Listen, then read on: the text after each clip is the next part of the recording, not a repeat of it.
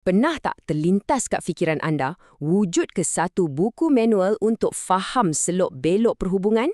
Pada tahun 2008, ada sebuah buku yang cukup kontroversi. Tajuknya, Psikologi Praktikal Wanita untuk Lelaki Praktikal. Buku ni mendakwa dialah manual tu. Jadi hari ni kita nak bedah siasat idea-idea utama dalam buku ni secara neutral ya, cuma untuk faham apa sebenarnya yang cuba disampaikan.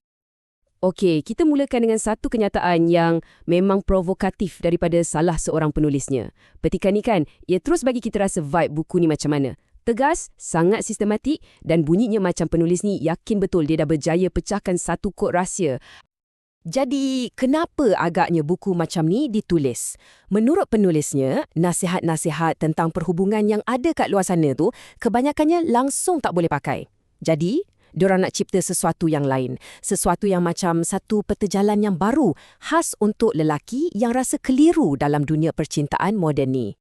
Okey, jom kita masuk bahagian pertama. Kita nak tengok dulu asas dia untuk siapa sebenarnya buku ni dan apa masalah yang ia cuba selesaikan. Jom kita tengok. Senang cerita, buku ni macam nak cakap, dengar sini, nasihat yang awak dah dengar selama ni, salah. Ia cuba jadi panduan untuk lelaki yang ikhlas nak baiki hubungan dan yang menariknya, penulisnya tegaskan banyak kali, buku ni bukan untuk lelaki yang benci atau marah dengan perempuan. Boleh kata, satu penyelesaian yang cukup berani jugalah. Baiklah, sekarang kita dah sampai ke, boleh kata, jantung buku ni. Teori utamanya yang digelar konflik asas wanita.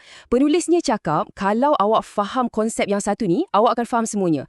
Jom kita selami lebih dalam. Inilah dia, konflik teras yang dimaksudkan. Menurut buku ni, psikologi seorang wanita tu dibentuk oleh satu pertembungan, satu tarikan tali antara tarikan seksual semata-mata dengan keperluan untuk rasa stabil dan selamat. Idea inilah yang jadi tulang belakang untuk semua benda lain dalam buku ni. Jadi, untuk jelaskan konflik tadi, buku ni pecahkan lelaki kepada dua watak utama, si kekasih dengan si penyedia. Si kekasih ni, dialah yang bawa keseronokan, debaran, tarikan mentah tu. Manakala si penyedia pula, dia tawarkan kestabilan dan keselamatan. Dan dakwaan paling besar dalam buku ni ialah, seorang wanita tu jarang sekali dapat lihat kedua-dua watak ni dalam diri lelaki yang sama pada masa yang sama. Okey, bila kita dah faham pasal konflik asas tu, buku ni beralih pula ke topik komunikasi. Sebab menurutnya, cara lelaki dan wanita berkomunikasi ni sangat-sangatlah berbeza. Macam mana bezanya? Jom kita tengok huraian dia.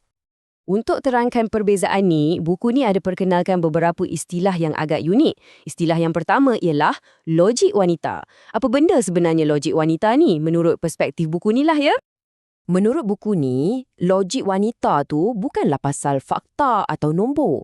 Ia lebih kepada kalkulus emosi. Maksudnya, sesuatu keputusan tu dibuat berdasarkan apa yang dirasa betul pada masa tu. Bukan berdasarkan logik A membawa kepada B. Inilah perbezaan paling ketara yang buku ni cuba tekankan. Okey, selain logik wanita, ada satu lagi konsep komunikasi yang sangat penting dalam buku ni. Namanya subkomunikasi.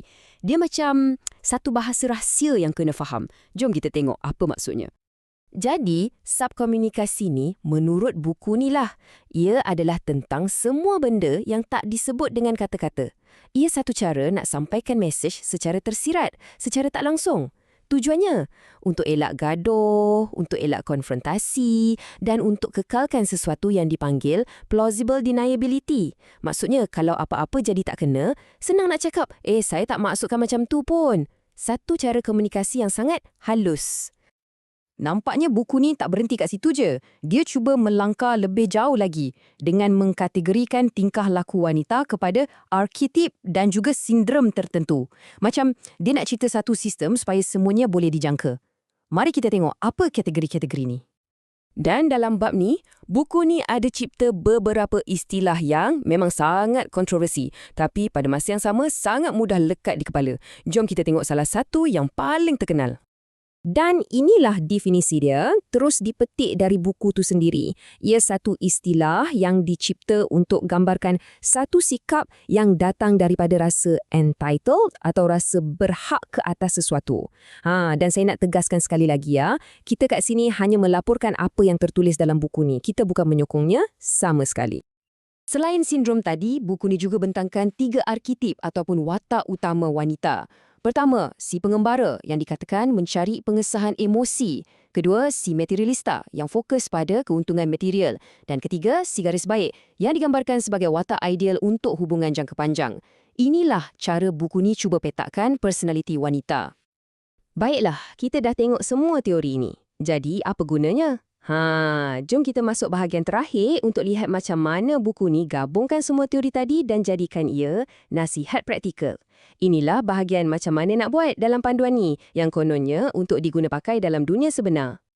Jadi, inilah dia rumusan akhirnya. Semua teori yang kita dah bincang tadi diringkaskan jadi satu kerangka kerja 5 langkah. Pertama, faham psikologi evolusi. Kedua, belajar tafsir bahasa tersirat atau subkomunikasi. Ketiga, kenal pasti apa butang emosi yang merangsang dia. Keempat, saring dan kenal pasti arketip dia. Dan kelima, jangan layan sikap MPS atau rasa berhak tu. Pendek kata, inilah manual yang dijanjikan oleh buku ni dari awal lagi. Dan untuk penutup, saya nak tinggalkan anda dengan satu soalan yang lebih besar. Tak kisahlah sama ada kita setuju atau tak dengan buku ni, kan? Tapi kewujudan buku-buku macam ni menimbulkan satu persoalan yang penting. Persoalannya ialah, macam mana kerangka kerja yang sangat sistematik dan berstruktur macam ni boleh pengaruh cara kita fikir dan cara kita berinteraksi dalam perhubungan? Ini satu benda yang menarik untuk kita sama-sama renungkan.